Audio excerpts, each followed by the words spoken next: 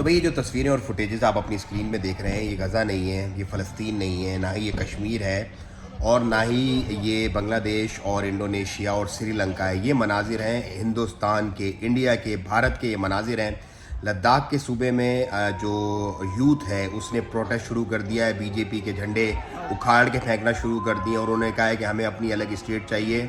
हम ये जुल्म और ज़्यादती जो हम पर की हुई है पिछले कई दिहाइयों से, इंडिया की हुकूमत ने, उसको अब हम बर्दाश्त नहीं कर सकते। हमें अपना अलग मुल्क चाहिए, हमें अपना अलग देश चाहिए।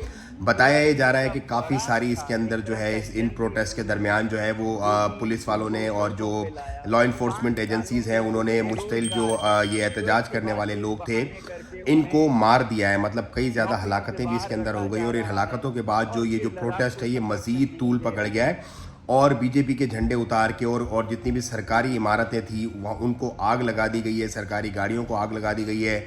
लोग सड़कों पर सरापा एहतजाज है और वो डिमांड कर रहे हैं अपने अलग कंट्री की, अपने अलग मुल्क की। वो कह रहे हैं हम इस आइन को, इस कानून को जो अभी हमें जुल्म व जबर के तहत दबा के चलाने के लिए इस्तेमाल किया जा रहा है, इसको हम नहीं मानेंगे। हरगिज़ भी हम वापस अपने घरों को नहीं जाएंगे जब तक हमें अपनी अलग स्टेट नहीं दी जाएगी। अब एक बात मैं आपको क्लियर करता चलूँ कि ये जो लद्दाख का एरिया है इसका बॉर्डर चाइना से मिलता है। मतलब ये काफ़ी अरसे से ऐसी टेरिटरी है यहाँ पर कि इसको जो है वो चाइना भी क्लेम करता है और इसको इंडिया भी जो है वो क्लेम करता है, लेकिन अंडर इंडिया ही ये, अंडर इंडियन इन्फ्लुएंस ही है।